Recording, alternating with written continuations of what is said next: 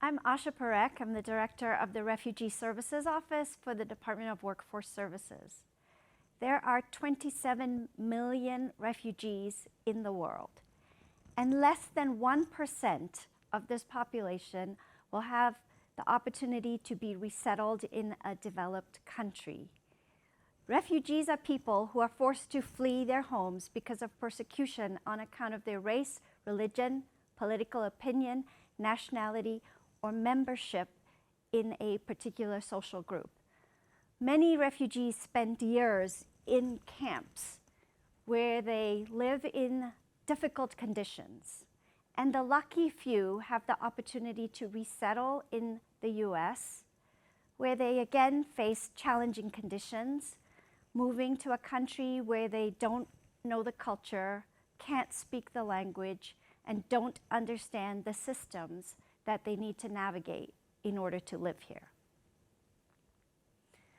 What makes us different in Utah is that we have great state support.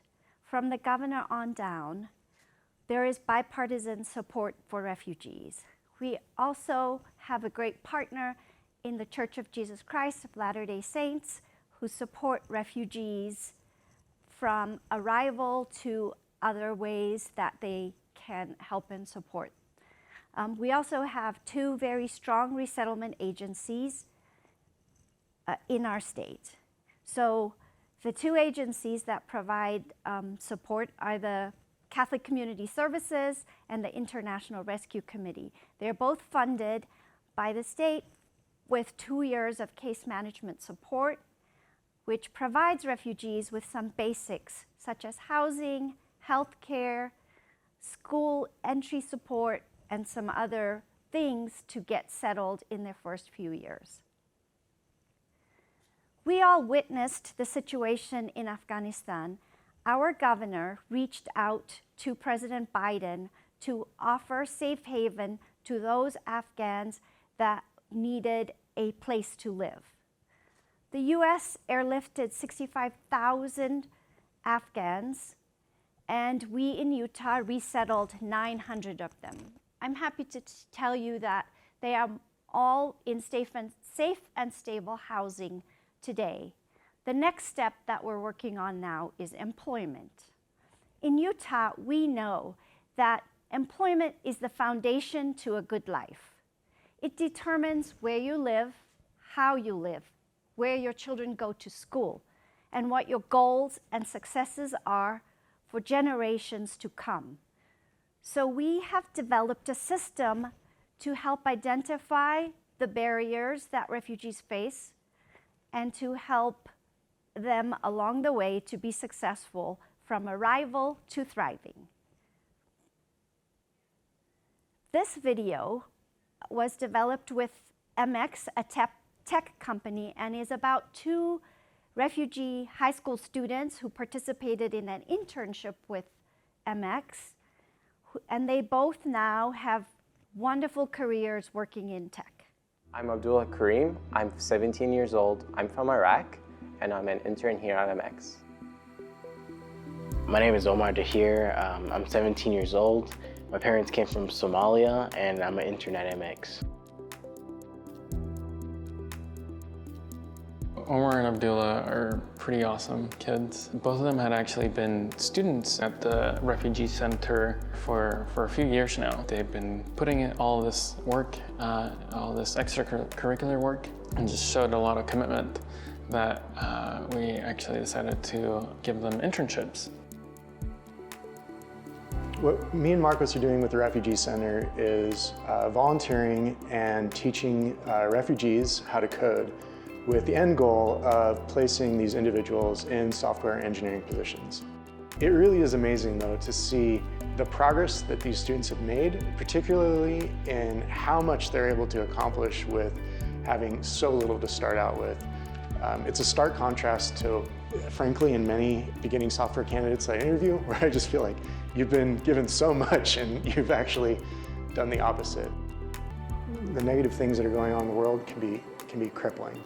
And I really have seen that with effort and desire, that powerlessness it is extremely possible to have a concrete impact on your community and the people who are living around you.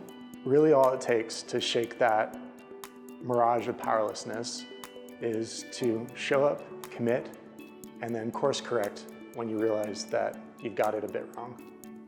We invest in training for refugees in Utah because we know that without training, it will take refugees an average of 13 to 15 years to reach that same wage that it does with initial short-term training.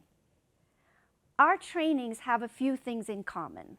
First, we make sure that the training includes English, that English is embedded along with the job training skills because it helps refugees understand the concepts that are being taught as well as the vocabulary they need to learn to be successful in that particular training. We embed English in the curriculum because we know it's critical to help refugees understand the vocabulary as well as the context that they're going to be working in, and we pair that along with job skills. Another thing that we recognize is really helpful for refugees and for employers are internships. Internships help refugees understand what the real work environment is like, and it helps employers understand what refugees are capable of. So it makes it a little easier for the employer to open their arms and let refugees in. I want to talk a little bit about how refugees can help again with the workforce. So we know that Utah has a shortage currently in finding a good workforce. Refugees can help with that. They also can bring great diversity to the workplace. We've heard many employers talk about how they need to hire, they want to hire people who look like the folks that they serve. Refugees can help you with that. Refugees also are very resilient. Because of the life experiences that they've had, they come with great strength and they bring that into your workplace. So they can be really strong employees if you give them a chance. They also come with great problem-solving skills that may be different than what you are used to or the ways that you might be doing things. We know, for example, that at O.C. Tanner in their manufacturing, they utilize these different problem-solving skills to help them solve manufacturing issues. So it's a great opportunity for the employer to benefit from having refugees. But as an employer, you also have to be a little bit more flexible. So you have to look at, or it's a great opportunity to look at how you recruit, train, and also onboard new employees and make some shifts that will help refugees be more successful. It can be a difficult challenge for employers to navigate, and I want to invite you to connect with the Refugee Services Office. We are here to support you as you navigate that process.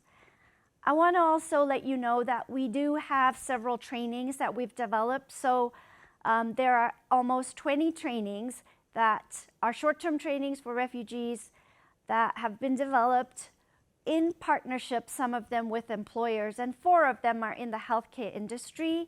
So one is pharmacy tech that was developed in partnership with Intermountain Healthcare and the University of Utah. We also have a short-term training for medical device manufacturing and phlebotomy. And then we're in the process of developing a medical assistant training in partnership also with Intermountain Healthcare. So there are great ways to expand, to include refugees in the healthcare industry, and we hope you will give that a shot. I want to share with you this video that shows some refugees and their experiences and employers who worked with refugees in the workplace. And then in conclusion, I want to say, take a chance. Give a little, you could get a lot. There was an IT training program that was being taught at the Refugee Center. It was every Saturday from about 2 p.m. to 4 p.m. So I found it through a friend who was going through the program, and she was like, maybe they just need more students. So I was kind of excited because I always wanted to do something in the medical field, but I chose social work, and it's kind of like too late to go back. She really just came to the table already with great qualities. The compassion and the care, I could tell that she just genuinely was interested in working with people. I noticed that there were a lot of things were lost in translation. Miscarriages could be mistaken to abortion and vice versa. And there was also a need of female interpreters. So that inspired me to go back to school, I should say, and do nursing. But when I finally got into the medical field, becoming a phlebotomy, I believe now I'm in the right place. I loved what I do here now. She expressed to me that I helped her so much and changed her life in a way that she feels like she has a career and she's moving up and just feels even better being here in Utah. They get excited, maybe because I'm different, I guess. They just ask me, where are you from? Like, what religion are you? And we just have a little conversation about it, and we get to know each other more. It's just giving back, feeling, it's rewarding, seeing a new life. I can't even think of a time that I've really had to pull him in and say, oh yeah, we'd like to do this different or this different type thing. Like, he came in, he worked very hard and learned things very quickly. One of the best things about him is just his attitude.